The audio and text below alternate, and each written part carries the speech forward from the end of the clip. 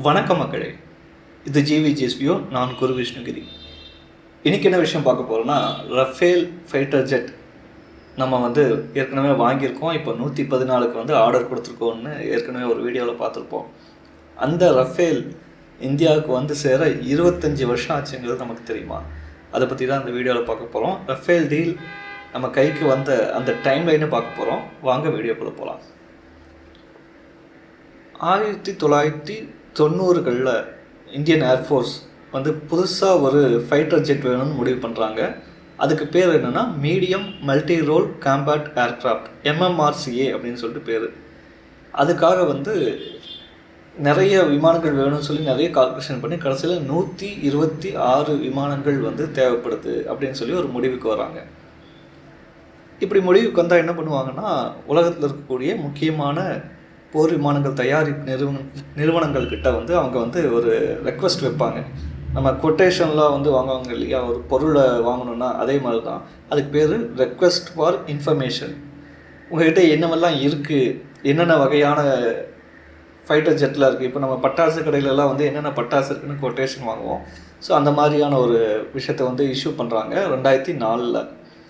அப்புறம் அந்த நிறுவனங்கள்லாம் ஆர்வம் காட்டுற நிறுவனங்கள்லாம் அவங்களுடைய இன்ஃபர்மேஷன்ஸ்லாம் தர்றாங்க. 2007 அந்த இன்ஃபர்மேஷன்ஸ் எல்லாம் வெரிஃபை பண்ணிவிட்டு, சரி எங்களுக்கு இதெல்லாம் வேணும்னு சொல்லிட்டு ரெக்வஸ்ட் ஃபார் ப்ரொப்போசல் அப்படின்னு சொல்லி ஒரு ப்ரொப்போசலை 2007 இந்தியா வெளியிடுறாங்க. 126 ஏர்க்ராஃப்ட் வேணும் அப்படின்னு சொல்லிட்டு. இன்னொன்று என்னென்னா, அதில் டெக்னாலஜி ட்ரான்ஸ்ஃபர் ஆஃப் டெக்னாலஜின்னு சொல்லுவாங்க. அதுவும் எங்களுக்கு வேணும் அப்படின்னு சொல்லிட்டு இவங்க ஆர்வத்தை காட்டுறாங்க, ரிலீஸ் பண்ணுறாங்க. நம்ம ஏற்கனவே ஒரு வீடியோவில் பார்த்துருப்போம். டெக்னாலஜி ட்ரான்ஸ்ஃபர்னு சொல்லும்போது மட்டும் நிறைய நாடுகள் பேக் அடிச்சிடும். எங்களுக்கு இதுக்கு சம்மந்தம் இல்லைங்க, ஏன்னா நாங்கள் எங்களுடைய டெக்னாலஜியை உங்களுக்கு தர முடியாது அப்படின்னு சொல்லிட்டு கடைசியாக ஒரு அனலைஸ் பண்ணிவிட்டு ஒரு 5 நிறுவனங்கள் காம்படிஷனுக்குள்ளே வந்துச்சு. என்னென்னு பார்ப்போம். ஒன்று ரஃபேல் ஃப்ரான்ஸ் நாட்டோடைய டசால்ட் ஏவியேஷன் கம்பெனியோடது. ரெண்டாவது யூரோப்பியன் யூரோஃபைட்டர் கம்பெனியோடது டைஃபோன்கிற விமானம்.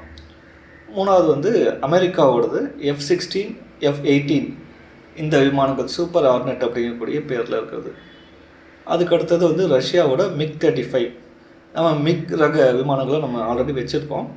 ஸோ MiG-35 நாங்கள் தரோன்னு சொல்லி ரஷ்யா சொன்னாங்க. அடுத்தது ஸ்வீடன் நாட்டோட கிரிஃபன் அப்படிங்கக்கூடிய அந்த விமானம்.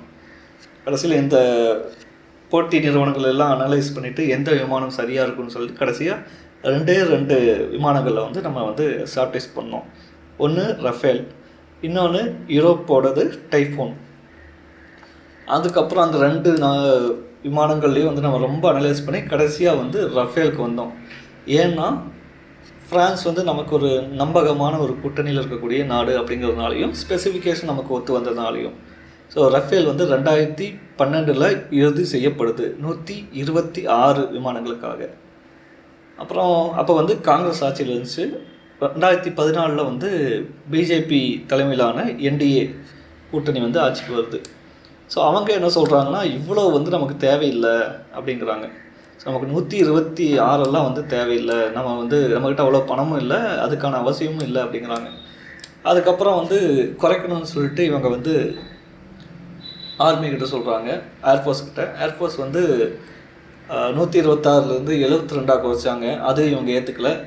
ஸோ 4 ஸ்குவாட்ரன்லேருந்து 2 ஸ்குவாட்ரன் ஆச்சு. ஒரு ஸ்குவாட்ரன்னா 18 விமானம். ஸோ 2 ஸ்குவாட்ரனாக அது வேணும்னு சொல்லிட்டு 36க்கு போனாங்க.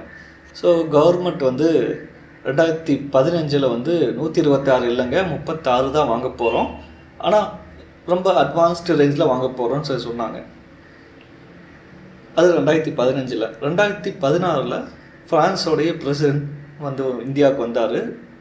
ஸோ ஹாலாண்டே அப்படிங்கக்கூடிய பேரில் அவர் தான் அப்போ ஃப்ரெஞ்சு பிரசிடெண்ட்டாக இருந்தார். அவர் இந்தியாவுக்கு வந்தார்.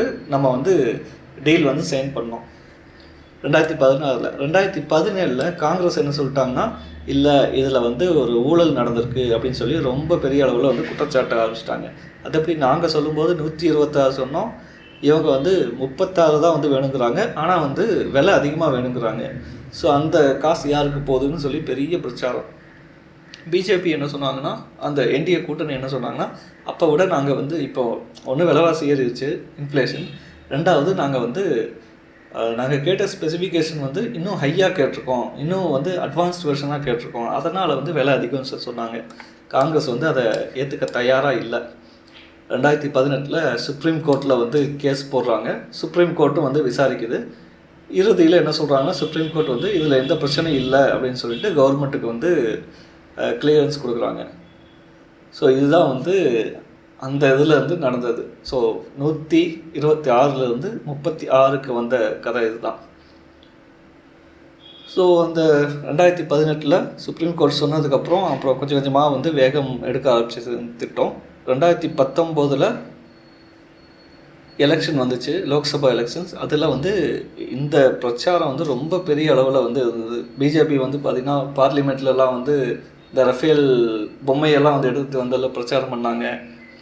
ராகுல் காந்தியெல்லாம் வந்து பார்த்திங்கன்னா வந்து போகிற இடத்துலலாம் வந்து ரஃபேல் ஸ்கேம் அப்படின்லாம் வந்து சொல்லிகிட்டே இருந்தார். இது 2019 நடந்தது.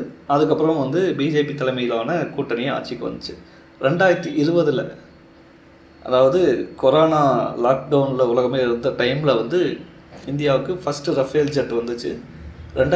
கொஞ்சம் கொஞ்சமாக வர ஆரம்பிச்சது. ஃபஸ்ட்டு வந்து ஒரு 4-5 வந்துச்சு, அதுக்கப்புறம் வந்து ஒரு 5 அந்த மாதிரிலாம் வந்துச்சு. 2022 எல்லா 36 ரஃபேல் ஜெட்டும் வந்து இந்தியாவுக்கு வந்துருச்சு. இந்தியா ரஃபேல் ஜெட்டை யூஸ் பண்ணி பார்த்துச்சு, நல்லா இருக்குதுன்னு சொல்லி முடிவு பண்ணிடுச்சு. இப்போ அடுத்தது 2023-24 இந்த டைமில் வந்து இந்தியா இன்னும் நமக்கு வந்து ரஃபேல் ஜெட் வேணும். ஏன்னா ஆல்ரெடி வந்து இருக்கக்கூடிய ஜாகுவார், மிராஜ் மாதிரியான விமானங்கள்லாம் பழசாகிட்டே இருக்குது. தேஜஸ் விமானமும் வந்து நம்ம நினைக்கிற வேகத்தில் வரல. ஸோ நமக்கு வந்து ஆல்ரெடி எல்லோரும் வந்து 5th ஜென்ரேஷனுக்கு போயிட்டாங்க. ரஃபேல் வந்து 4.5 தான். இருந்தாலும் வந்து இப்போ நமக்கு அது வேணும். ஏன்னா நம்ம பழைய விமானங்கள்லாம் காலாவதியாக போகுது, அதுக்குள்ளே வந்து அதை தடுக்கிறதுக்காக இது வேணும்னு சொல்லி முடிவுக்கு வர்றாங்க.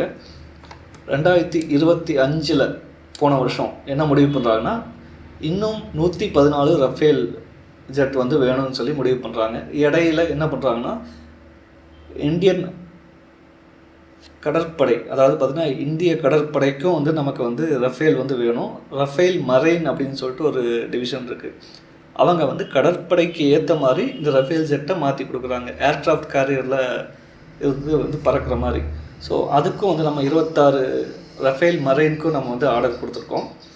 இதுவும் 2025 நடந்தது. 2025 கடைசியில் என்ன ஆச்சுன்னா, அஃபிஷியலாக வந்து 114 ரஃபேலுக்கு வந்து நம்ம வந்து ப்ரப்போசல் கொடுத்தோம். 2026 கவர்மெண்ட் வந்து அதுக்கான பணத்தையும் வந்து ரிலீஸ் பண்ணிட்டாங்க.